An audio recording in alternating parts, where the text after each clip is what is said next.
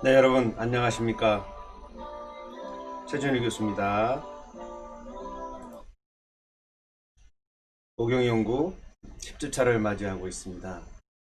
어느덧 이제 학기가 다 끝나가고 있네요.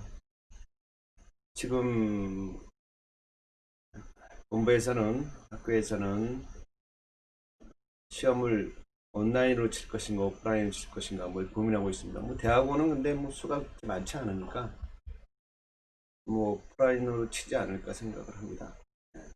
한번 뵙는 거죠. 한 번쯤은 학교에 될 필요도 있죠. 특기 1학년 경우에는 만날 기회가 아직 없었기 때문에 이 과목은 우리 2학년들 과목이죠. 한번 다 볼 수 있는 시간이 있었으면 좋겠습니다. 자, 오경연구 이제 우리가 지난 시간에 AB기를 좀 정리를 했죠. 빠르게 정리를 했고 다른 방식으로 정리를 했습니다. 그리고 오늘은 이제 민수기로 넘어가겠습니다. 민수기 넘어가서 이제 신명기까지 하면 오경이 다 맞춰지죠. 이제 세 번 남았는데 네, 좀 빠르게 필요한 부분만 언급하면서 넘어가겠습니다. 자, 오늘 강의를 시작하겠습니다. 네, 민수기를 하겠습니다. 민수기를. 자, 고등어람 책 보죠. 6장. 자, 민수기라는 이름은 오경의 다른 오경들의 책들처럼 구약의 헬라어 번역본인 septuagint를 따르고 있습니다. 그래서 이 책의 히브리어 이름은 광야에서 더 미드바라죠.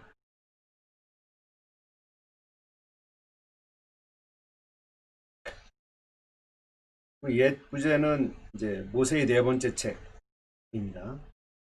저희 민수기는 시내산에서 시작해서 다음 책인 이 신명기에 기록된 대로 이스라엘을 향한 고별 설교가 바로 신명기라고 그랬죠.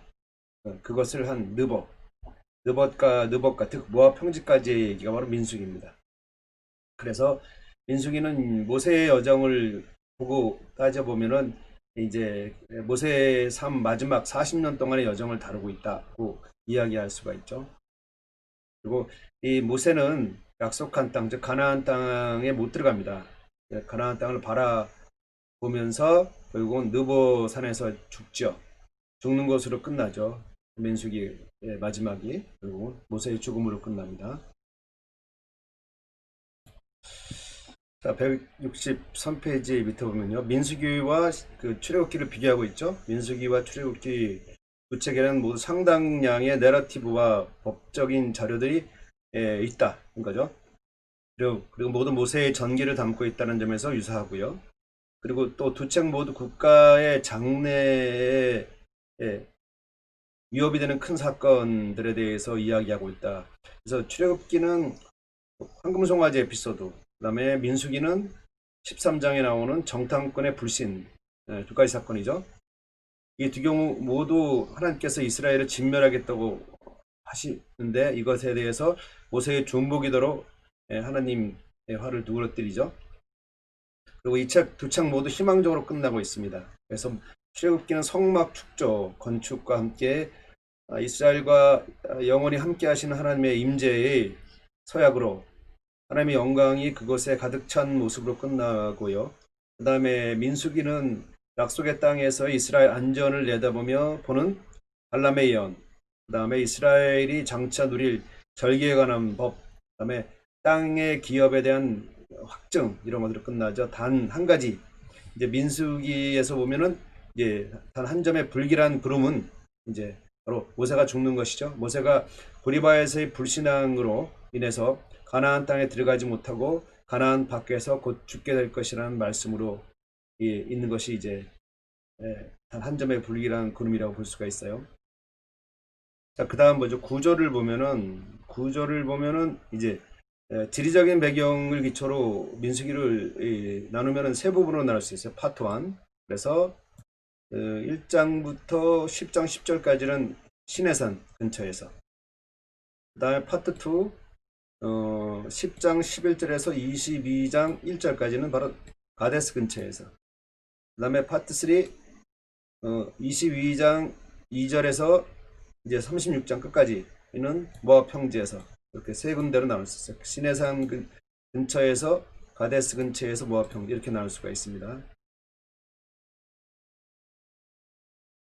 좀 더 자세히 하면 이렇게 나올 수 있죠. 민수기의 구조. 그래서 일단 시내산에서는 이제 출애굽기에 이어서 계속 이어지는, 출애굽기에서 계속 이어지는 거예요. 출애굽기, 레위기. 그래서 레위기는 지금 보면은 시내산에서 9개월 동안 있으면서 하나님께 받은 율법이죠. 율법 별책이죠. 율법 별책.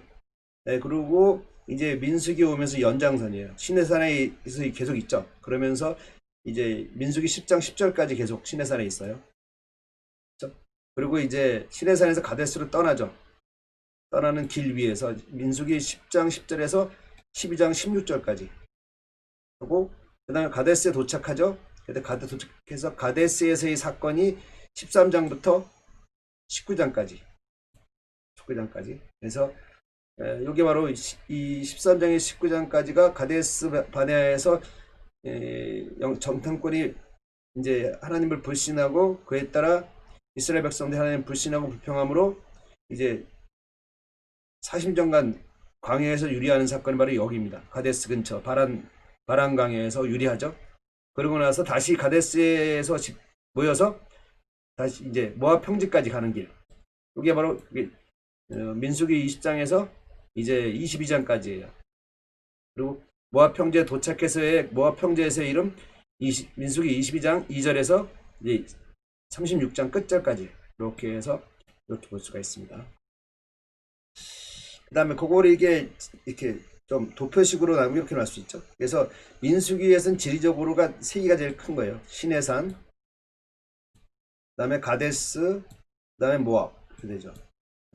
그래서 시내산에서는 출애굽기 19장부터 시작해서 출애굽기 19장에 어떻게 돼요? 이스라엘 백성들이 출애굽한 이후에 광야에서 쭉 거쳐서 바로 시내산에 도착하는 것이 바로 18장까지 하고 19장이면 도착하죠. 19장부터 시작해서 출애굽기 끝까지 가서 레위기는 시내산에서 또 있던 율법 책이죠. 주신 율법 책이 이르니까 쭉 해서 민수기 10장까지가 바로 시내산의 이야기입니다. 이렇게. 그러고 나서 이제 시내산을 떠나서 이제 가데스까지 도착할 때까지가 바로 요거. 바로 요 사이에. 봤죠? 10장 10절에서 12장 16절까지. 그리고 13장에는 이제 13 가데스에 생긴 일 여기가. 그래서 13장에서 19장까지는 바로 가데스에서, 가데스 바네아 근처에서. 그렇고요. 거기 40년이 흐르는 거예요. 여기서. 그렇죠? 다시 가데스에 모여서 이제는 모압 평지까지 가는 거죠. 가는 길이 이제 바로 요거죠. 민수기 20장부터 22장 1절까지 가서 22장부터 끝절까지는 모압에서 이렇게 볼 수 있다.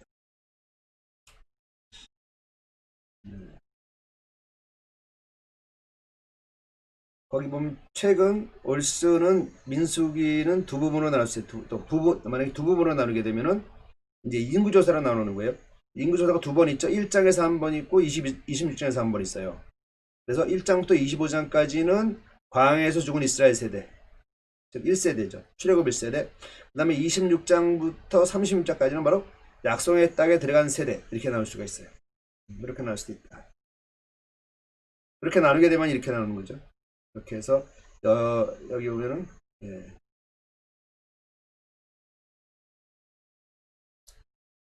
자, 그 다음 에 있는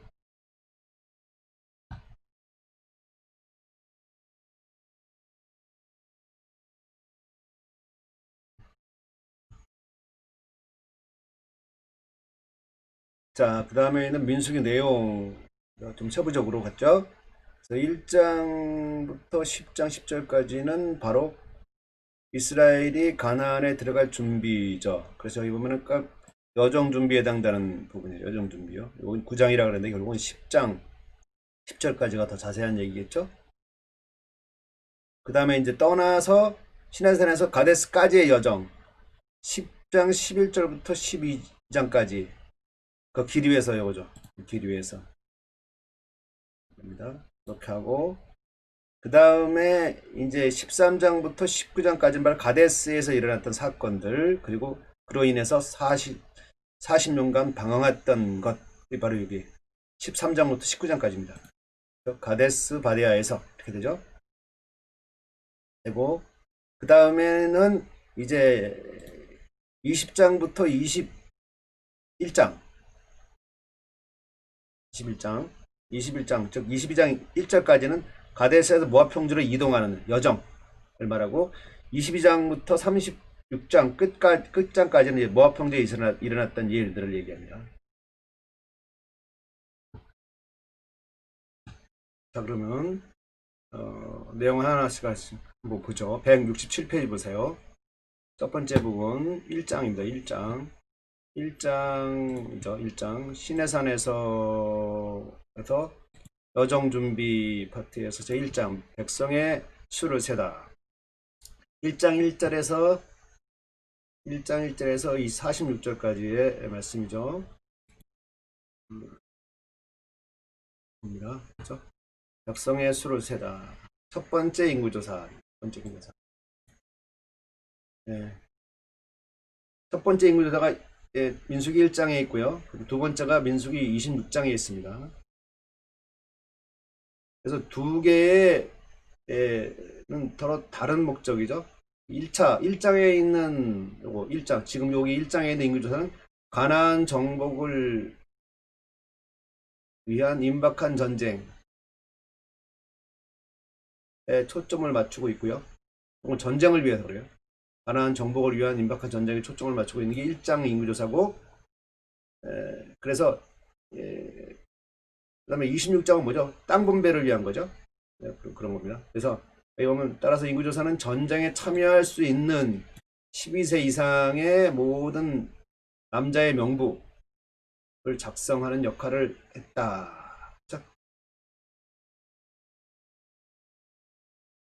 그래서 요단강 건너편에서의 승리 이후 내러티브는 가나안 정복을 기정사실화하며 따라서 두 번째 인구조사 이게 바로 26장입니다. 인구조사는 이게 26장이에요. 26장 요거에 26장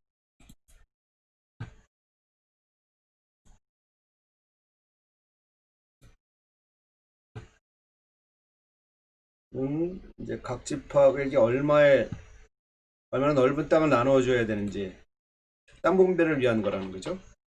그래서 1장은 전쟁을 위한 인구조사고 26장은 땅 분배를 위한 인구조사입니다. 그렇다.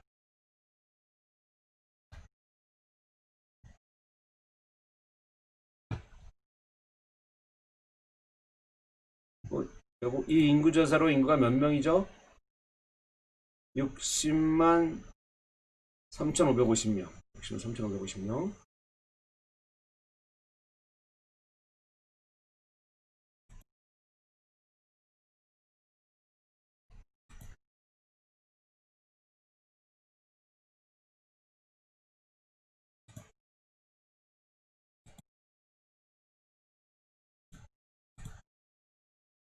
그럼요?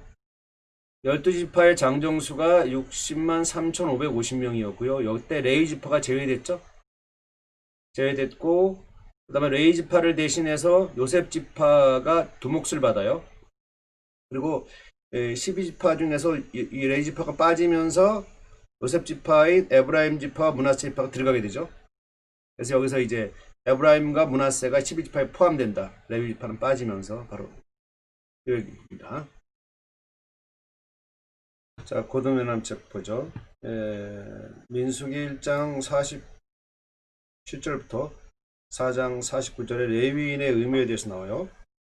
여기서 이제 레위인은 고대 이스라엘의 종교적인 직무를 맡았던 부족이죠. 그리고 그 중에 한 가게, 즉 아론의 가게죠. 제사를 드린 제사장이 되었죠. 다른 레위인들은 이중 직무를 맡았어요. 하나는 종교경찰 역할, 즉 권한이 없는 일반 백성이 회막으로 들어가지 못하게 한 종교경찰 역할을 맡았고요. 또 다른 한편으로는 회막이 옮겨질 때마다 성막이 옮겨질 때마다 그것을 해체하고 다시 옮기고 세우는 일을 했던 것이 바로 레위인들이에요. 그래서 이는 매우 위험하고 높은 책임감을 요하는 일이었죠. 그래서 레위기에서 보면은 거룩한 하나님의 세계와 부정한 인간 세계는 어떠한 일이 있어도 실수라도 접촉해서는 안 된다. 만약 그런 일이 생기면 하나님은 범법자에게 진노하시고 그들을 죽일 수밖에 없었다. 레위는 그래서 각 지파와 회막 사이에 거함으로써 이러한 일이 없도록 막아주는 일을 했다 이겁니다.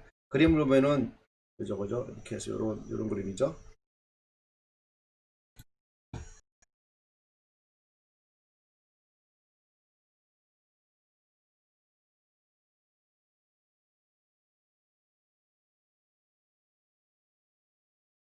자, 자 이제 우리 모세오경 5.5로 가보죠. 5.5로 가보시고 민수기 3장부터 보면은 이제 바로 레위 지파에 대한 얘기가 나옵니다.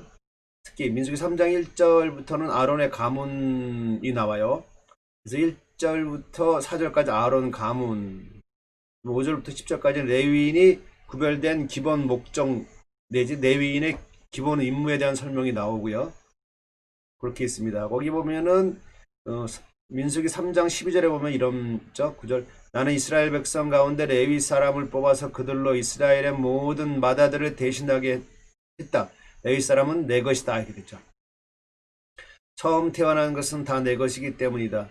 너희가 이집트에 있을 때 나는 이집트 백성의 처음 태어난 아이를 다 죽이고 이스라엘의 처음 태어난 것은 구별하여 다 내 것으로 삼았다. 사람이든 짐승이든 처음 태어난 것은 내 것이다. 나는 여호와니라. 이렇게 됐죠. 그래서 거기 보면 그 다음 표 있죠. 레위 지파가 이 고핫 자손 있고요. 그 다음에 게르손 자손 있고요. 게르손. 문하리 이렇게 셋이 있습니다. 레위 지파가. 그 중에서 이제 게르손은 이제 거기 인구가 약 7,500 정도.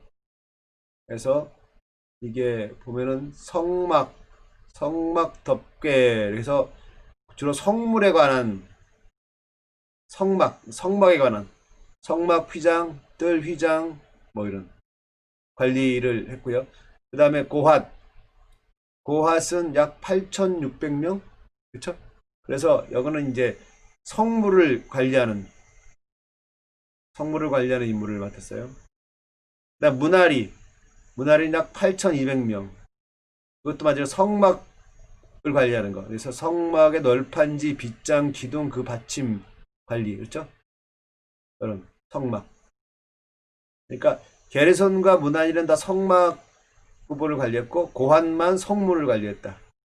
그랬고 게르손은 성막 서쪽에, 고핫은 성막 남쪽에, 문하리는 성막 북쪽에 이렇게 있죠. 그 다음에 모세와 아론과 그 아들은 제사장이죠. 여기 제사장들인가 약 이제 이 4명은 이제 성막 동쪽에 있었다. 구분할 수가 있습니다. 자, 그래서 3장 14절에서 39절까지는 레위 지파의 계수와 3대 계보. 3대 계보가 바로 뭐예요?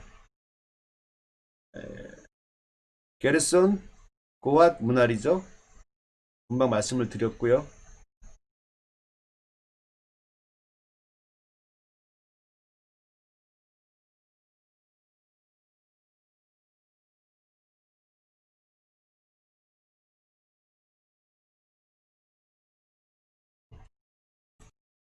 이 당시 이제 레위인 수가 약 한 22,000명 됐고요. 그리고 이스라엘의 장자 수가 22,273명, 거의 비슷하죠. 활동합니다. 그 다음 부분이 5장부터 9장까지 여행 준비 중에서 이제 모든 채비를 갖추다 떠날 채비를 갖추는 거죠.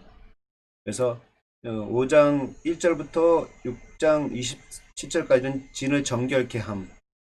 그 다음에 7장 1절부터 8장 26절까지는 성전 기구와 사람을 성별하게 함. 그 다음에 9장부터 10장 10절까지는 떠날 채비를 완전히 준비를 마치는 그 얘기가 나옵니다. 자, 진을 정결케 함 5장 1절부터 6장 27절까지 얘기를 보죠. 자, 이 부분은 우리 모세오경 5.5를 참조하겠습니다. 106페이지 보세요. 자, 진을 정결케 함 5장 1절부터 6장 27절까지. 자, 1절 레위인의 주요 임무 가운데 하나는 고난이 없는 사람들이 성막을 감싸고 있는 거룩한 지역으로 들어오지 못하게 하는 일이다. 그렇죠?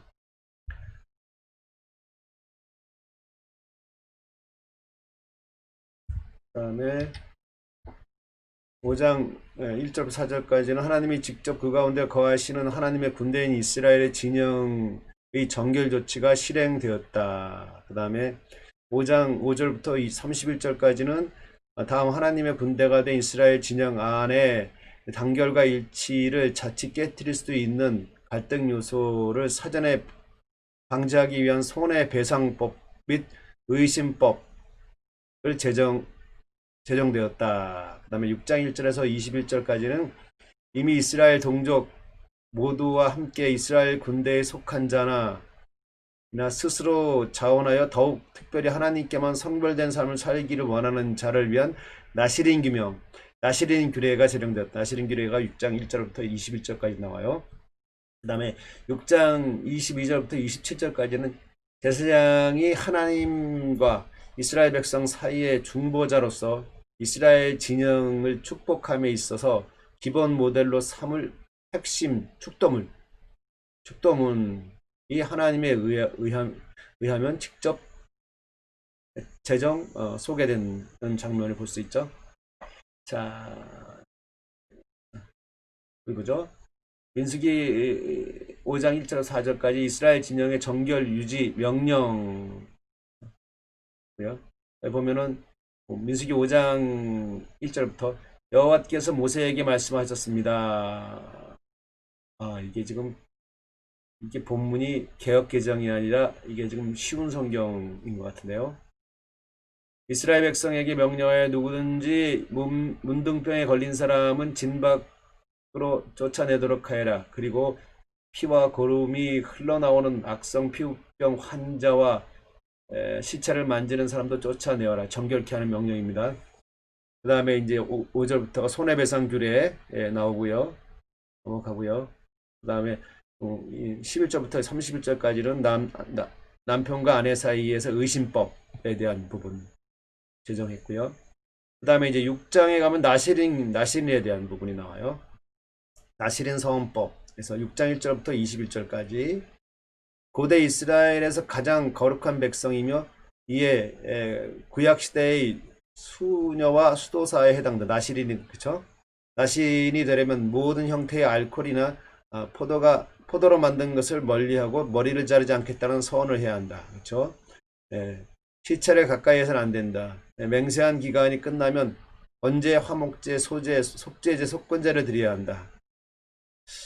됐고요. 그 다음에 6장 6절에서 12절까지는 나시린같이 거룩한 사람이 실수할 경우 실수로 시신에 접촉함으로써 부정하게 되었을 때 어떻게 해야 되는지, 또 이런 상황에 치유하려면 무엇을 해야 하는지 다루고 있는 것이 6장부터 12절까지입니다. 그 다음에 5장 6장은 이스라엘에서 실제 부정하거나 혹은 그럴 것 같은 의심이 들거나 잠재적 가능성이 있는 문제들을 모두 다루고 있는 게 5장 6장입니다.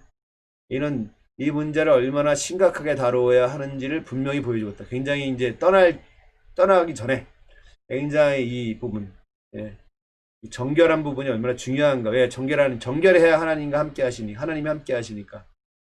그런 거죠. 자, 그리고 성경 속의 나시린, 삼손, 사무엘, 레갑 족속, 그 다음에 세례 요한 다 나시린입니다. 네, 사도 바울, 그 다음에 예수 그리스도 다 나시린입니다. 자, 그러면 축도를 한번 볼까요? 민수기 6장 22절에서 27절까지 제사장의 축도법. 자, 여호와께서 너에게 복을 내리시고 너를 지켜주시고 여호와께서 너에게 자비를 베푸시며 너에게 은혜를 내려 주시기를 빈다. 여호와께서 너를 내려다 보시고 너에게 평화를 주시기를 빈다. 그죠? 아론과 그 아들들이 내 이름으로 이스라엘 백성에게 복을 빌어주면 내가 그들에게 복을 내릴 것이다. 개역개정이 아니라 쉬운 성경이라 조금 어색합니다.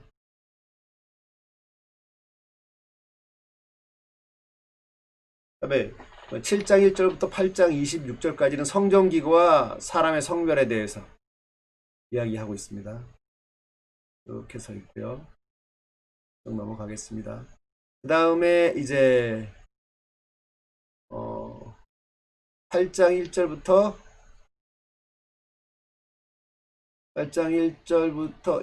4절까지는 등불 점화, 등대의 식양에 대한 의식 설명. 그 다음에 5절부터 21절까지는 레위인 취임 기념제사 및 레위인 구별 근거와 목적에 대한 재선포. 그렇죠? 여기 보면 레위인에 대해서 민수기 8장 5절부터 보면은 여호와께서 모세에게 말씀하셨습니다. 이스라엘 백성 가운데 레위 사람들을 데려다가 정결하게 하여라. 그들을 정결하게 하는 방법은 이러하다. 정결하게 하는 물을 그들에게 뿌려라. 온 몸에 털을 밀고 옷을 빨게 하여라. 이렇게 좋겠죠? 여기 박스 안을 봅시다. 박스 안을 보면은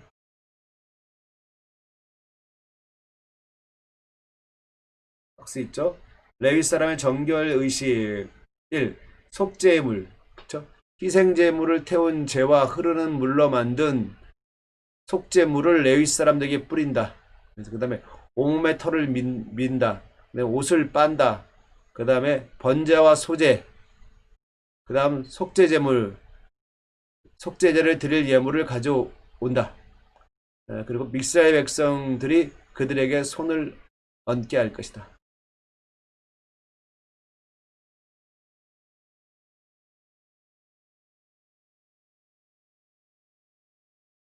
그 다음에 이제 110페이지를 보면 민수기 8장 23절에서 26절까지 레위인 성막봉사 정년. 그죠?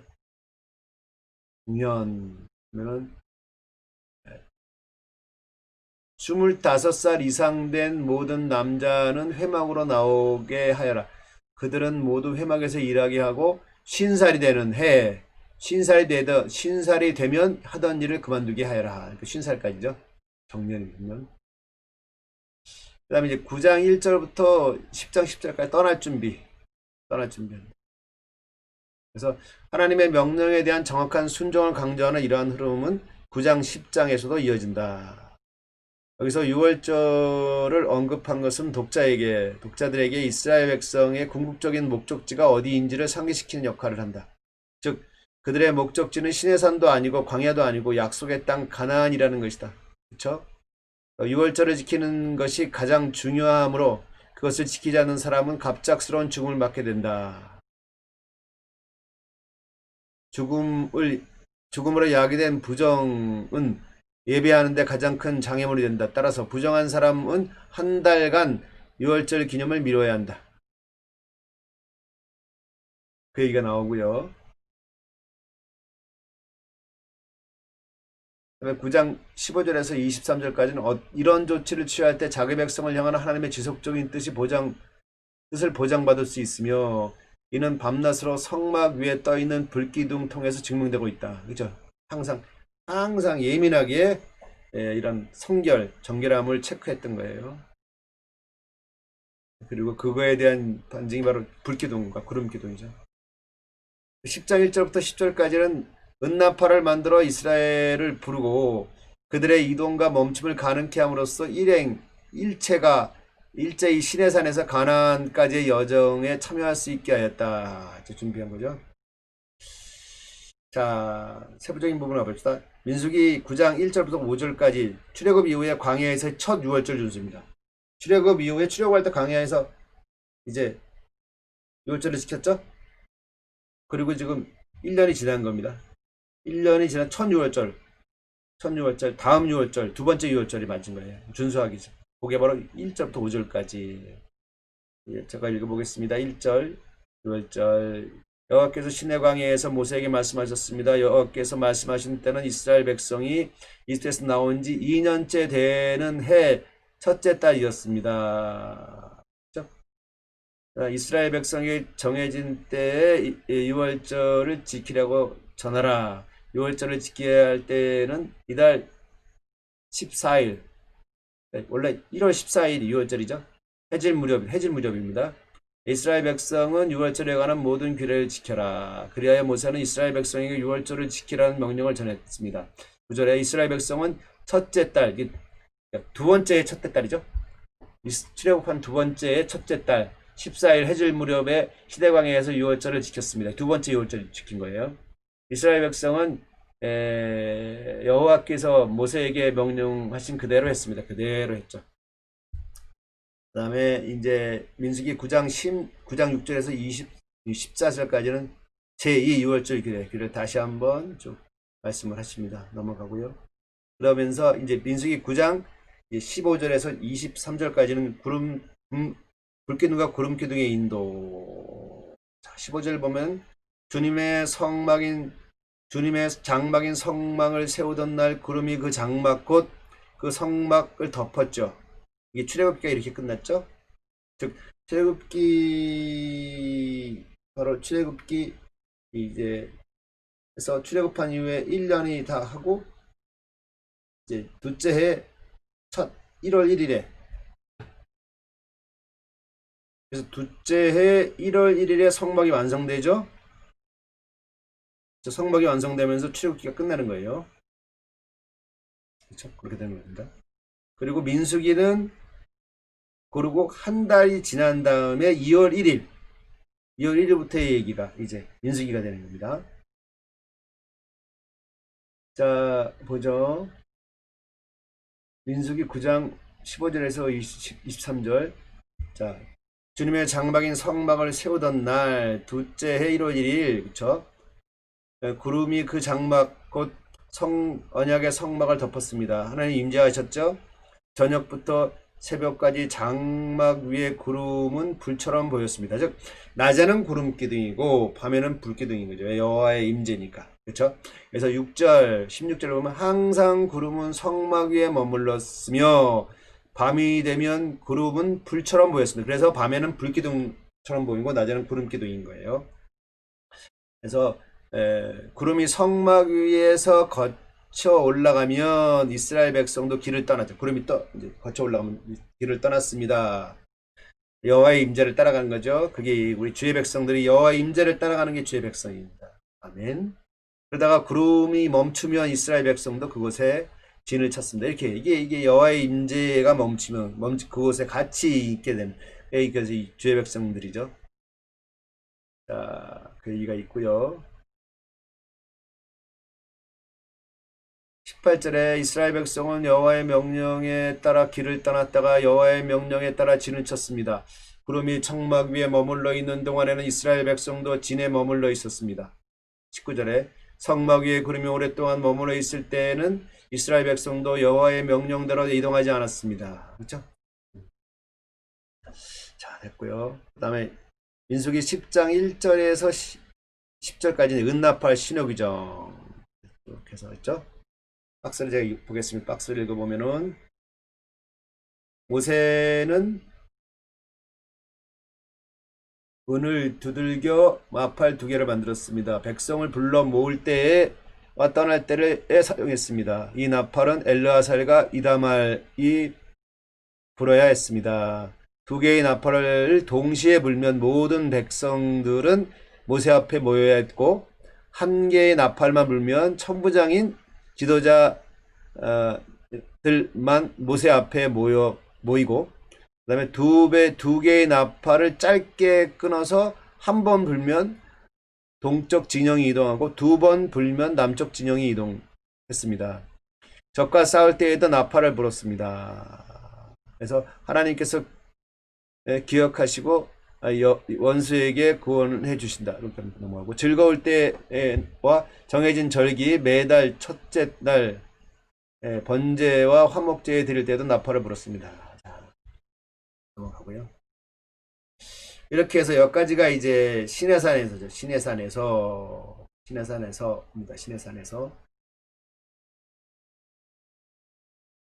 끝까지가 시내산에서 이렇게 해서 시내산에서 바로 시내산에서 여정준비죠. 여정준비고 이제는 이제 떠나는 거죠. 떠나는 장면이 바로 그 다음에 장면. 떠나는 장면.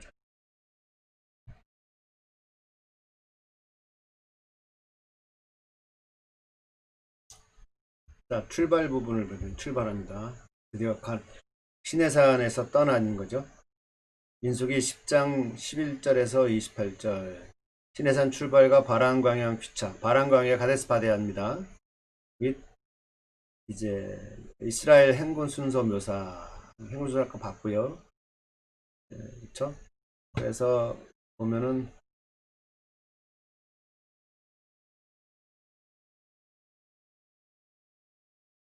12장까지입니다.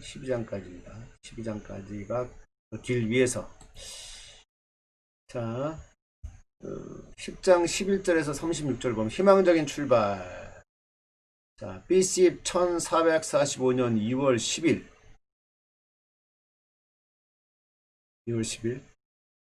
현재 이스라엘은 마침내 총 11개월 여일은 시내산 기착 시기, 시내산에 있었죠. 이 정도 기착 시기를 마무리하고 시내산을 등진 채 가나안 땅을 향해 본격적인 정복 행군의 첫 발을 디딘다. 2월 10일에 그걸 지내고 나서 그 다음에 이것은 전날 이스라엘이 BC 1446년 3월 초순경 시내산에 도착. 그때쯤 도착했죠. 한 근 1년 만의 일이다. 즉 시내산 도착하고 1년 정도의 일인 거죠. 거기서 하나님의 율법 받고 그 다음에 언약 맺고 성막 짓고 이렇게 한 거죠. 한 일이다. 전날 이스라엘이 시내산에 도착했을 때는 이제 막 애굽을 탈출한 이래 애굽 군대의 추격에 쫓기어 일단 그저 도주의 급급한 초라한 탈출로의 민족 집단에 불과했었다. 그러나 이제는 신분이 바뀌죠. 이제 이스라엘은 그들이 갓 빠져나온 애굽과 그들이 장차 진군에 들어가야 할 가나안 땅 모두로부터 가장 멀리 떨어진 시내산 일대라는 만충지대에서 1년 동안 머물면서 새롭게 하나님의 선민이요 하나님의 군대로서 당당한 정복자 집단으로 변모하였다. 그것은 체류기간 중 있었던 선민 언약 체결, 즉 출애굽기 19장부터 24장까지 하나님과 언약 맺죠. 하나님 율법 주시면서 언약, 너희들이 내 소유고 제사장 나라고 거룩한 백성이 되는 거죠. 그런 정체성의 변화, 선민 언약 체결, 그죠? 또 하나님의 임재의 상징인 성막 건립, 출애굽기 25장부터 해서 40장까지, 그렇죠? 각종 제사제도, 그 다음에 기본 율법 수요, 레위기 1장부터 27장까지, 그렇죠? 이런 거. 전 민족의 군사 편제와 편제했죠. 그 다음에 행군 준비 완료 등의 사건을 통해서 이스라엘이 이제 하나님의 선민이요 하나님의 군대로 승화되었던 결과였다. 바뀐 거예요. 하나님 만남으로써 율법 받음으로써 바뀐 겁니다. 자, 그 다음에 해서 10장 11절부터 30, 지금 요거요. 30절은 시내산을 떠나 바란 광야에 일시 기착하기까지, 그 바란 광야 전까지죠. 전까지의 과정을 중심으로 여러 이와 관련된 몇몇 특기 사항을 기록하고 있다. 상당한 시간과 거리를 행진해서 주파한 과정의 요약이라기보다는 일단 시내산을 떠났다는 사실 자체와 하나님의 지시에 따른 행군의 일부 양상에 대한 기록에 보다 큰 관심을 쏟고 있다. 진영의 행렬 앞에서 행군을 선도한 언약회에 대한 기사, 맨 앞에서 행군을 선도하는 게 바로 언약회였습니다. 그 다음에 1. 사람의 입장에서 보면 하나님의 백성은 하나님의 인도에 따라 행군해야 한다는 사실을 강조하고 있다. 그렇죠? 2번. 하나님의 입장에서 보자면 하나님은 언제나 우리를 선도에서 앞서 가시기를 원하시며 또한 언제나 우리 행렬 앞에서 인도하고 계시고 있다는 사실을 보여주고 있는 것이기도 하다. 하나님은 항상 우리 앞에서 인도하시길 원하시고 또 인도하시는 것입니다. 그렇죠? 아멘.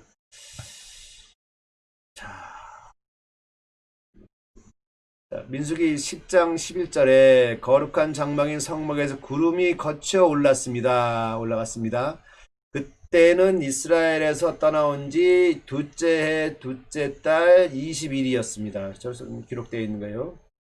12절에 이스라엘 백성은 시내 광야를 떠나서 구름이 바란 광야에 멈출 때까지 옮겨 다녔습니다. 바란의 뜻 가데스 바네아입니다. 13절 이것은 이스라엘 백성의 첫 번째 이동이었습니다. 쭉 해서 이게 그 다음에는 진 배치가 나오죠. 여기 진 배치입니다. 여기 진 배치 봤죠? 맨 앞에 언약궤, 그 다음에는 이제 바로 동쪽에 거주했던 지파들, 이 법궤를 중심으로, 아니 성막을 중심으로요. 그래서 유다, 이사갈, 스불론. 그 다음에는 바로 뭐예요? 성막, 게르손과 무나리 자손이 운반한 성막. 그 다음은 남쪽 지파, 남쪽에 있었던 텐트 쳤던 지파들, 르벤, 시므온, 갓. 그 다음에 이제 성물, 고앗 자손이 운반하는 성물이죠. 성물 이렇게. 그 다음은 이제 서쪽에 텐트 쳤던 지파들, 에브라임, 므낫세, 베냐민, 바로 요셉 지파죠. 요셉 지파가 아니고 요셉 지파가 베냐민 지파. 그렇죠? 그 다음에 이제 단, 아셀, 납달리, 이건 북쪽. 이렇게 했다. 그리고 이제 여기서 보면은 바로 여기 시내산이죠. 시내산을 떠나는, 드디어 여기서 출발하는 거예요. 출발 스타트.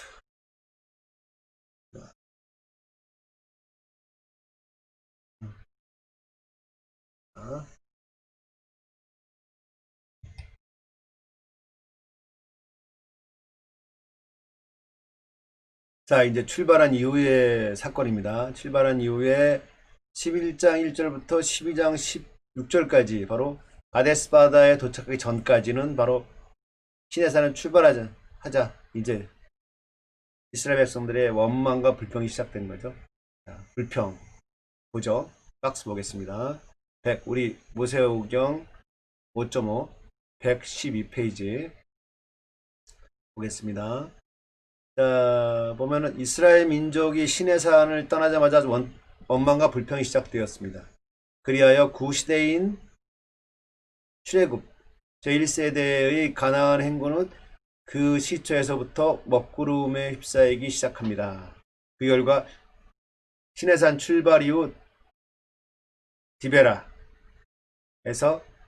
가데스에 이르기까지 11장, 12장에서 행군의 여정에 대한 기록은 행군 사실 자체에 대한 기록이보다는 오히려 일반 백성들과 지도층 인사 모두를 막론하고 여러 가지 이유에서 거듭 불평과 분열을 되풀이한 암울한 사건에 대한 기록 사이에 이스라엘이 조금씩 가데스 바네아로 옮겨간 상황을 약수하고 있습니다. 이같이 이스라엘 구시대의 불평으로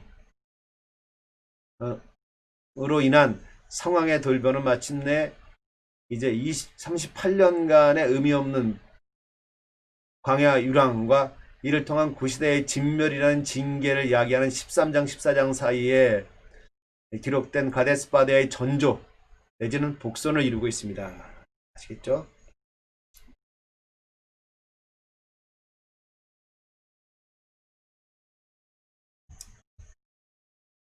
자,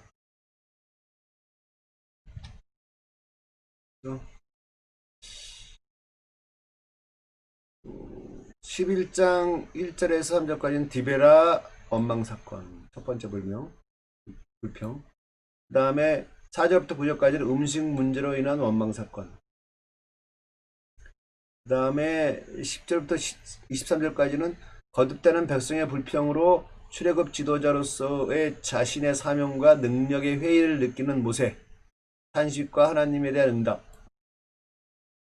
그 다음에 이제 24절과 30절까지는 모세와 함께 이스라엘 최고 지도층을 구성하는 70인 장로 선정. 그 다음에 31절 35절까지는 메추라기 고기의 공급과 탐욕자들에 대한 징벌로 인한 만나 불평 사건 종결, 그리고 하세록 기착. 그 다음에 12장 1절에서 16절까지는 아론과 미리암 모세 비방 사건. 가데스 도착. 가데스 도착할 때까지 이렇게 안 좋은 일이 있는 거예요.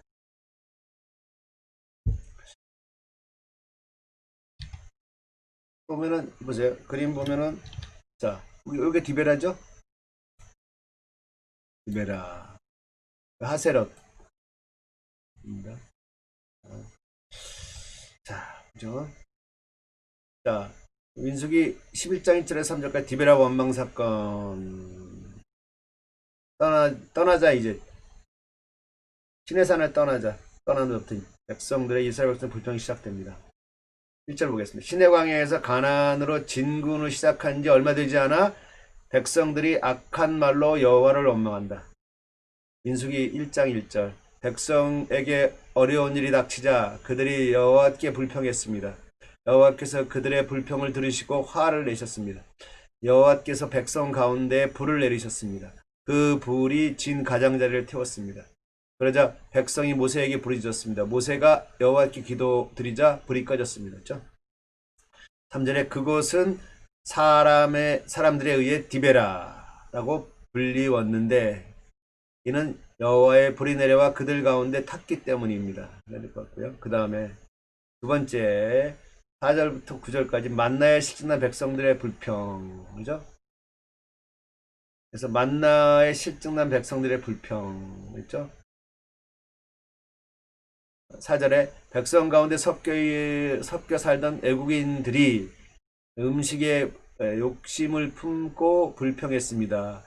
이웃과 모든 이스라엘 백성도 불평하기 시작했습니다. 그들이 말했습니다. 고기를 먹었으면 좋겠소. 이스라엘에 있을 때 생선을 마음껏 먹었소. 그 밖에도 오이와 수박과 부추와 파와 마늘을 먹었소. 그런데 지금 이 만나밖에 없으니 우리 몸이 쇠약해지고 말았소.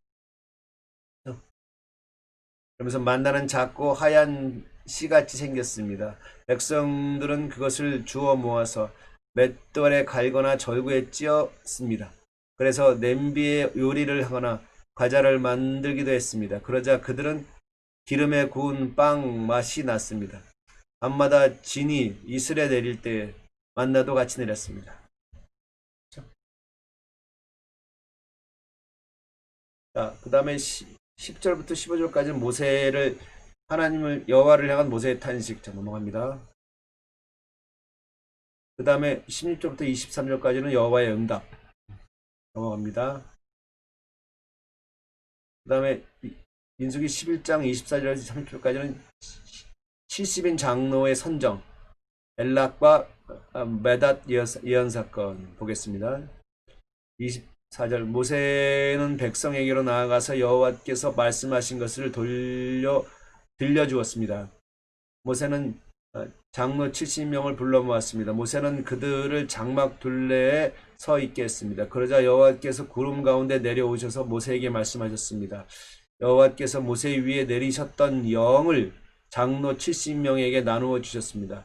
영이 들어오자 그들은 예언을 했습니다. 똑같이 이게 지금 사도행전 2장 1절에 4절에 비슷한 장면이죠. 영이 하나님께서 영을 나눠주시는 거예요. 영이 들어오자 그들이 예언했습니다. 똑같이 방언한 거죠.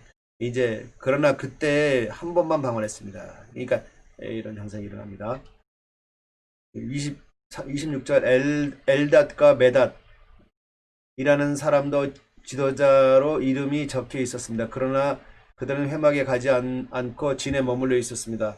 영이 그들에게도 내려왔습니다. 그래서 그들은 진에서 예언했습니다.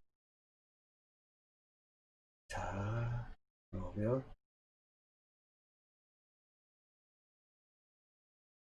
그 다음에 민수기 11장 31절과 35절에 메추라기의 공급, 고기 먹고 싶다 그래서 이스라엘 백성이과 탐욕자들에 대한 징벌로 인한 만나 불평 사건의 종결과 하세롯 기차 그런 사건이 있는 거죠. 여호와께서 바다에서 강한 바람을 보내셨습니다. 그 바람이 진 둘레의 메추라기를 몰고 왔습니다. 메추라기가 땅 위에 2규빗 높이에 가까울 정도로 있었습니다. 사방으로 하룻길이 될 만한 곳까지 메추라기가 있었습니다. 백성들은 밖으로 나가 메추라기를 모았습니다. 메추라기 넘어갑니다.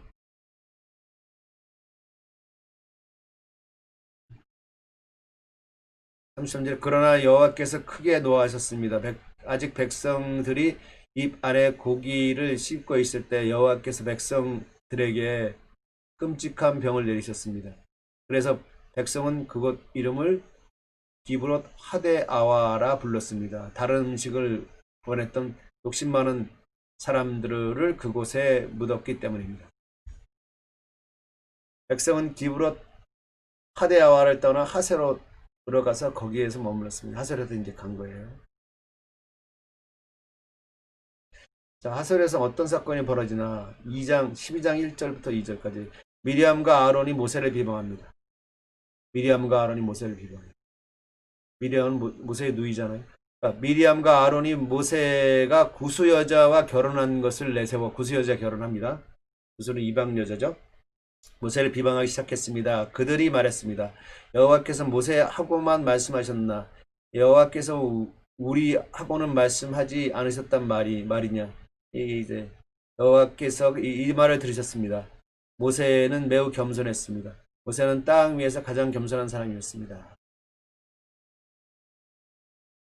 보시고 여호와께서 이제 모세를 말씀하시죠. 4절부터 12장 4절부터 여호와께서 갑자기 모세와 아론과 미리암에게 말씀하셨습니다. 너희 셋 모두 당장 회막으로 나오너라.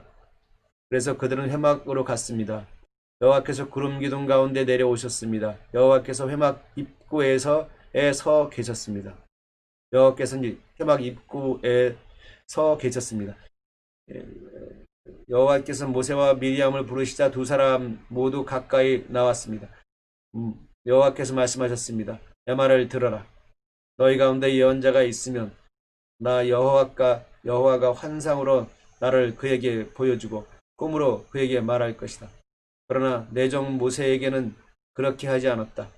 그는 나의 모든 백성을 충성스럽게 보살피고 있다. 나는 그의 얼굴을 맞대어 말하고 숨은 뜻으로 말하지 않고 분명히 말하노라. 그는 나 여호와의 모습까지 보았다. 그런데 어찌하여 너희는 아무 두려움도 없이 내 종 모세를 비방하느냐? 그들에게 여호와께서 그들에게 크게 노하시고 떠나셨습니다. 사건이 벌어진 거예요. 아멘. 자, 그 다음에 민수기 12장 10절부터 16절까지는 미리암의 문둥병 발명을 미리암에게 문둥병이 이제 생기죠. 그리고 모세가 중보해서 낳게 됩니다. 그렇죠? 10절에 장막 위에 구름이 갇혔습니다. 아론이 미리암을 바라보니 미리암이 눈처럼 하얗게 되어 있었습니다. 미리암은 문둥병에 걸렸습니다. 아론이 모세에게 말했습니다. 내 주여, 우리의 어리석은 죄를 용서해 주십시오. 미리암을 죽은 채로 태어나는 아이처럼 내버려 두지 마십시오. 살이 반쯤이나 썩어 태어난 아이처럼 내버려 두지 마십시오. 모세가 여호와께 부르짖었습니다. 하나님, 미리암을 고쳐주십시오. 여호와께서 모세에게 대답했습니다. 미리암의 아버지가 미리암에게 침을 뱉었어도 미리암은 7일 동안 부끄러워했을 것이다. 그러니 미리암을 7일 동안 진 밖으로 내보냈다가 들어오게 하여라. 그리하여 미리암은 7일 동안 진 밖에 갇혀 있었습니다. 백성은 미리암이 돌아올 때까지 진을 옮기지 않았습니다. 그런 일이 있은 후 백성은 하세롯을 떠나 바란강에 진쳤습니다. 바란강에 도착한 거죠. 가데스 바디아 있는 여기까지가 이제 있습니다. 자, 여기까지가 바로 첫 번째 1부 1장부터 12장까지의 시내산에서입니다. 시내산에서 가데스 바데아 전까지 여정 준비 길 위에서 자, 이제부터가 이제 가데스바네아에서입니다. 가데스바네아에서 13장부터 19장까지 13장 14장 정탐꾼 사건, 15장 희망을 주는 율법, 16장 18장 더욱 심각하게 리더십에 도전하다, 19장에서 22장까지는 붉은 송아지 제사. 자, 하나씩 보죠. 자, 그죠? 정탐꾼들 13장부터 14장, 13장, 14장. 그죠? 자, 이 부분 봅시다. 이 부분은 가데스바네아에서 일어난 사건이에요. 가데스바네아 여기 있죠? 가데스바네아가 어디라 그랬죠? 가나안 남쪽. 그죠? 시나이 반도와 네게부 지방의 경계에 위치한 최대 오아시스 지대. 바로 요쯤 있죠, 요쯤. 그리고 요쯤에. 사해가 여기고요. 시내산은 여기고요.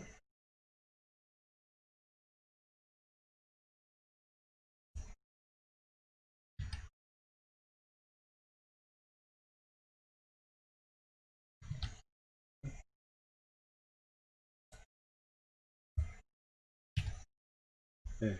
여기가 시내산은 여기고요. 그 다음에 여기가 가데스바네아죠. 가데스바네아. 이곳은 이스라엘이 출애굽 이후 지금까지 지내온 시나이 반도 북부와 이제 이스라엘이 진격해 들어갈 가나안 땅 최남단 지역인 네게부 남쪽 사이의 경계에 위치한 전략적 요충지다. 이스라엘 9세대와 신세대 모두 38년여 세월을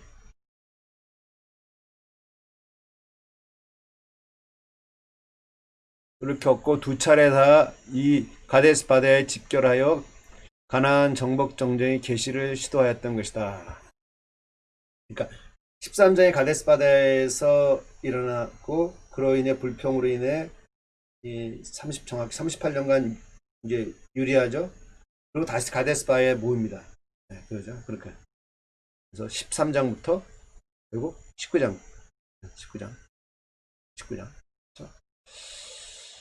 자, 13장, 14장 가데스 바네아에서 BC 1445년 9월 초경 발생한 이 유명한 가데스 대반역 사건의 전모를 기록하고 있다.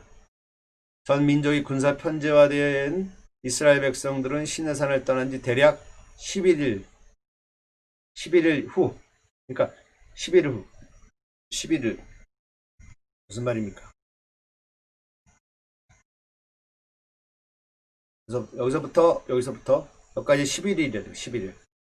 그리고 다베라 사건, 하세롯, 기브롯 하데아와 이렇게 했죠. 11일 동안 일어난 사건들이라는 거죠.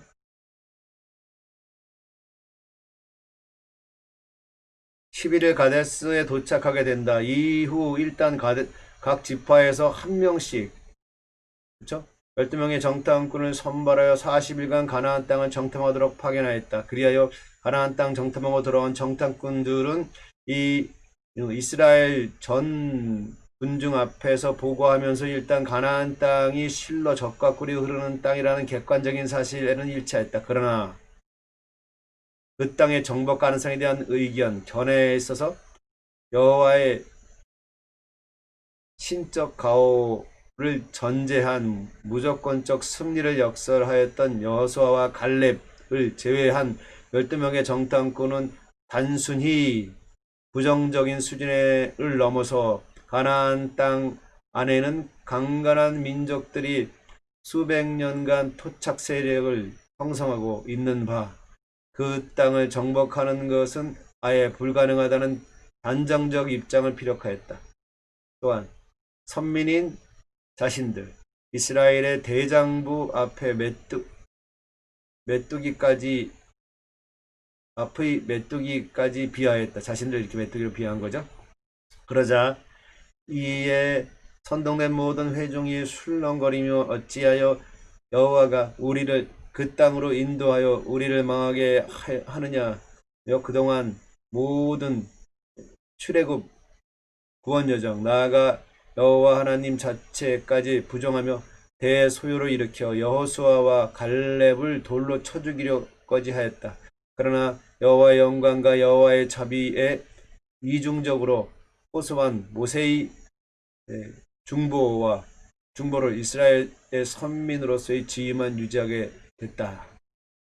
하지만 약속의 땅 가나안으로 들어가는 것은 40년간 유보되었고 여호수아 갈렙을 제외하고 가데스 반역 사건 당시 20살 이상 성인들 즉 출애굽 1세대 모두 광야에서 허망하게 죽어 사라져야 한다는 형벌이 선언되었다. 그러자 이스라엘 백성들이 뒤늦게 후회하며 자신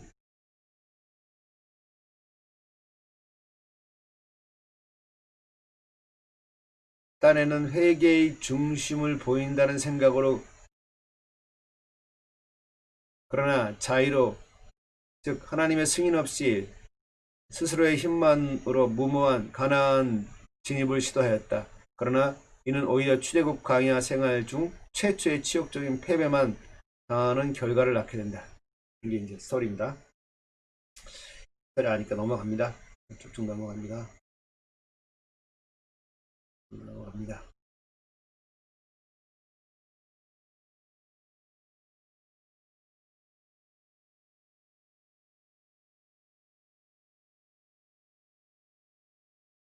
여기까지 얘기가 14장까지 얘기죠. 14장까지 얘기.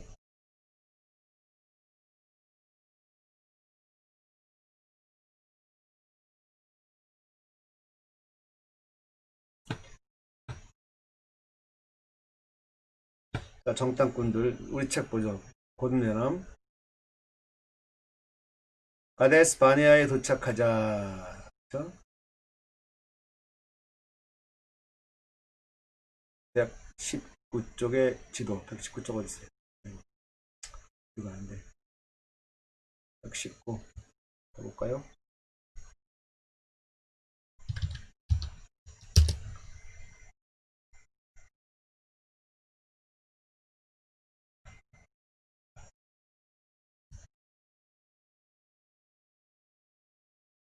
안 보이는데 다시 갑니다.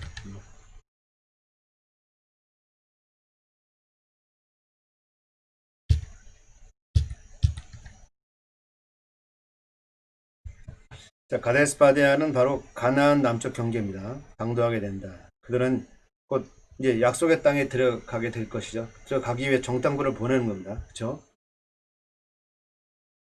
하나님의 명령대로 각 지파에서 뽑은 한 사람씩 모두 12명 그 땅을 정탐한다. 돌아와서 가나안의 부와 비옥함에 관해서 열심히 이야기하지만 들어가서 정복하는 것은 불가능하다고 주장한다. 당연히 이 같은 보고는 자손들이 그 땅을 기업으로 받을 것이라는 아브라함에게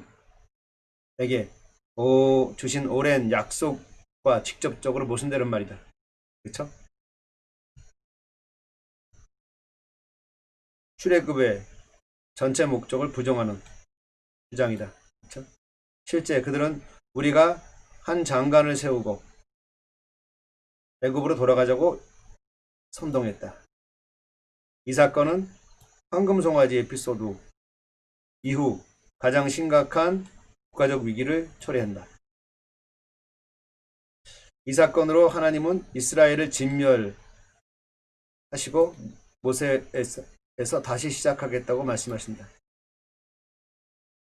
하지만 다시 한번 하나님의 노를 누구로 드리고 이스라엘 모세의 중보기도를 용서하죠? 한 것은 이스라엘을 위한 모세의 중보기도였다. 하지만 오경 다른 곳에서처럼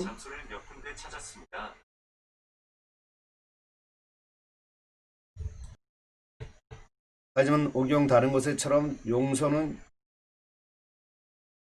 처벌의 면제를 뜻하는 것이 아닙니다. 경감을 뜻합니다. 그래서 10명의 신실하지 못한 정탐꾼들은 재앙으로 죽고 광야에서 죽기를 바란 사람들은 결국 광야에서 죽습니다. 신명기 14장 32절. 그들이 광야에서 그들은 가나안에서 정복할 때 그들이 가나안을 정복할 때 죽을 것이라고 말한 그들의 자녀들은 그 땅에 들어갈 테지만 들어갑니다. 광야에서 40년 동안 유랑하다가 들어갈 것이다 말합니다. 이후로 이스라엘의 이때의 경험을 거듭 돌아보면서 다시 조상들이 한 실수를 되풀이하지 않도록 경고합니다. 정탐꾼과 환구성화지요. 희망을 주는 율법. 자, 15장 가면 희망을 주는 율법이 나옵니다. 있죠? 그래서 희망을 주는 율법 나오죠? 희망을 주는 율법. 15장 1절부터 41절. 자, 보겠습니다. 자, 광야에서 40년간 방황해야 한다는 선고를 받고도 또 아말렉에게 패한 후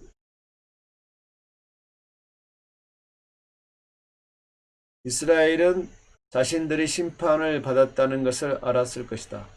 하지만 내가 주어 거하게 할 땅에 들어가서 15장 2절부터 18절까지의 희생제사를 드려야 하는지 어떤 희생제사를 드려야 하는지 구체적으로 밝힌 바로 15장의 법은 이스라엘의 미래를 재확신시켜주는 역할을 하고 있다. 즉 이스라엘 가나안 땅에 들어간다는 얘기죠. 그 희망은 가나안에 있으며 거기서 그들은 모든 풍성한 제사와 황소와 순양과 암양과 밀과 기름과 포도주를 바칠 수 있다. 그렇죠? 고의적으로 짓지 않는 죄를 위하여 반드시 희생제사를 드려야 한다. 하지만 정탐꾼들과 안식일을 어긴 사람들처럼 고의로 지은 죄는 처벌받을 것이다. 율법을 준수해야 하는 그들의 임무를 계속해서 상기하기 위해 이스라엘은 옷에 술을 달아서 자기 마음과 눈의 욕심을 쫓지 않도록 해야 한다.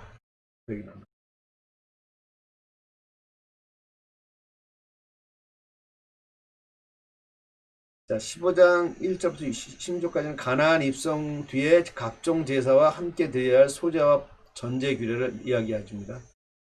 넘어갑니다. 그 다음에 17절에서부터 21절까지는 가나안 입성 뒤 드려야 할 첫 소산의 거제 규례를 이야기합니다. 그 다음에 22절부터 31절까지는 부재 중에 지은 죄의 속죄제 규례. 그 다음에 32절부터 36절까지 안식일 범한 자의 처형. 그 다음에 37절부터 41절까지는 옷단 술 장식 규례. 자, 이거는 그렇죠? 맞죠? 이 옷단 술, 여기 술입니다. 술 장식.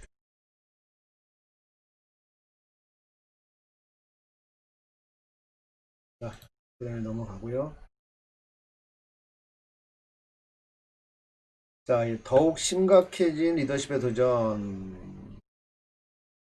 자, 이스라엘이 결국 가나안 땅에 이르게 될 것이란 제 확신은 곧 모세와 제사장 리더십에 대한 도전 사건으로 사라질 위기에 또 처한다. 먼저 레위 자손 고라가 대제사장직을 모욕한다. 다단과 아비람이 모세의 리더십을 공격한다. 이 일은 땅이 그들의 발 아래서 입을 열어 그들을 삼킴으로써 끝난다. 16장 사건이죠.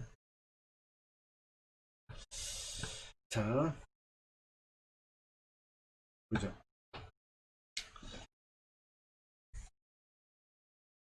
자, 박스 보겠습니다.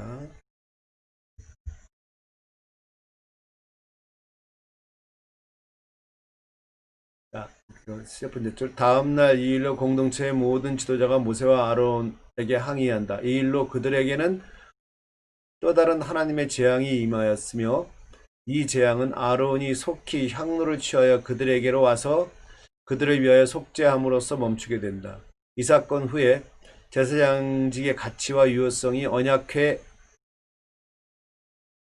옆에 밤새 놓아둔 아론의 지팡이에서 쌍이 나는 시험을 통해서 증명되는 이야기가 이어진다. 기적적으로 하룻밤 새에 아론의 지팡이에서만 순이 나고 꽃이 피어 살구 열매가 열린다. 이를 통해 모든 사람은 자신들이 살아남기 위해서 제사장이 꼭 필요하다는 사실을 깨닫는다. 그들은 소리 높여 우리는 죽게 되었나이다. 망하게 되었나이다. 다 망하게 되었나이다. 가까이 나아가는 자 곧 이스라엘의 성막에 가까이 나아가는 자마다 다 죽여 싸우니 우리가 다 망하여야 하리이까 하고 부르짖는다. 제사장들만 하나님 앞에 나아갈 수 있다는 것을 증명한 후 이야기는 제사장과 레위인들의 임무와 수입을 약속한 18장으로 이어진다. 18장 1절부터 7절까지 권한이 없는 사람들이 정문을 통해 성막에 들어오지 못하게 지키는 레위인들의 역할이 다시 한번 언급된다. 그러고는 제사와 갓 출생한 동물들에서 얻은 제사장의 수입에 대한 기사가 나온다. 레위인들은 장막을 지킴으로써 사람들이 하나님의 진노를 받지 않게 하는 일의 대가로 11조를 받는다. 더 명확히 말하면 그들은 모든 농산물 소득 11조를 받았으며 그들은 다시 그것의 11조를 제사장에게 바쳤다.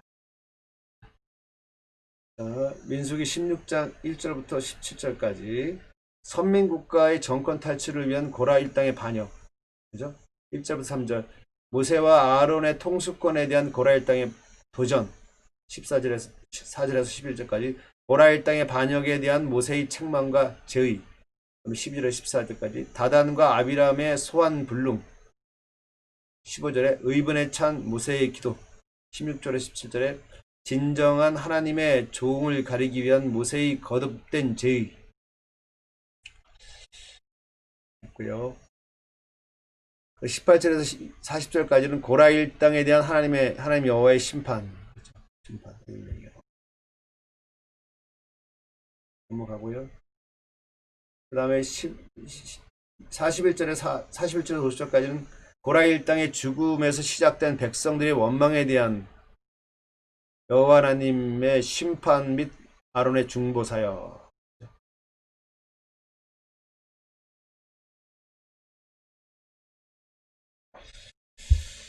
고라 일당 사건 이후에 이제 이튿날 모든 이스라엘 백성이 모세와 아론에게 불평했습니다. 그들은 당신들이 여호와의 백성을 죽였소라고 말했다.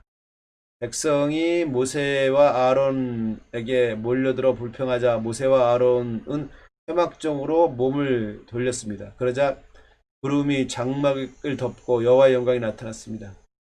아론과 모세는 회막 앞으로 갔습니다. 여호와께서 모세에게 말씀하셨습니다. 이 백성에게서 멀리 떨어져 있어라. 내가 그들을 순식간에 없애버릴 것이다.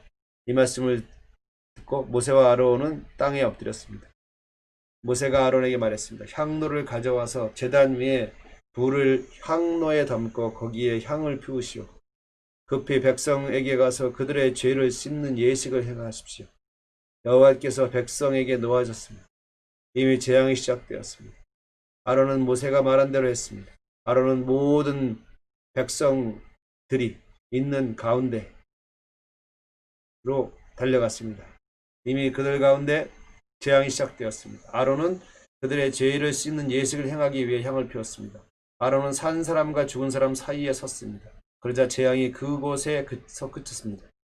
그 재앙 때문에 14,700명이 죽었습니다. 거기에는 고라의 일로 죽은 사람들 숫자는 들어있지 않았습니다. 재앙이 끝이다 아론은 회막 입구에 있는 모세에게 돌아갔습니다. 이거죠. 그 다음에 17장에는 이제 아론 제사장의 정통성을 입증하는 아론의 쌍난 지팡이 사건이 일어납니다. 그렇죠? 17장 이전에 이스라엘 백성에게 전하여라. 지파별로 지팡이를 하나씩 거두되 각 지파 지도자에게서 지팡이 한 개씩 모두 12개를 거두어라. 그리고 지팡이마다 각 지도자의 이름을 써라. 그래서 레위 지파의 지팡이는 아론의 이름을 써라. 각 지파의 우두머리마다 지팡이가 한 개씩 있어야 한다. 아론의 지팡이에 싹이 나죠. 싹 나고 꽃이 피더니 감복숭아 열매까지 맺혔다.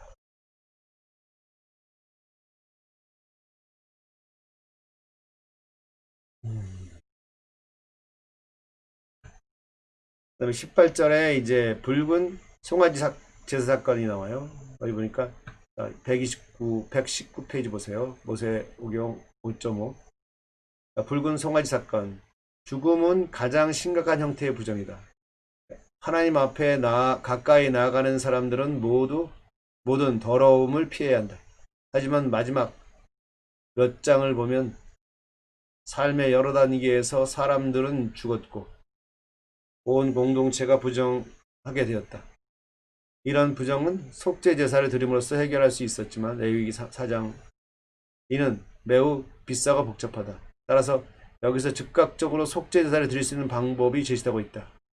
모두 대속적인 속성을 가진 붉은 송아지와 백향목과 우슬초, 홍색씨를 태워 제를 만든다.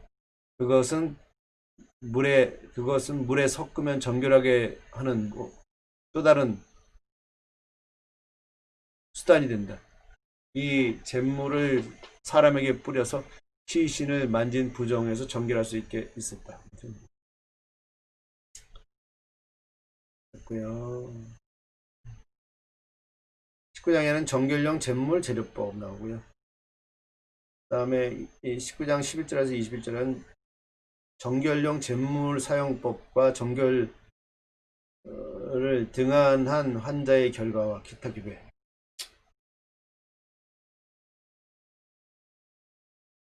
자, 여기까지가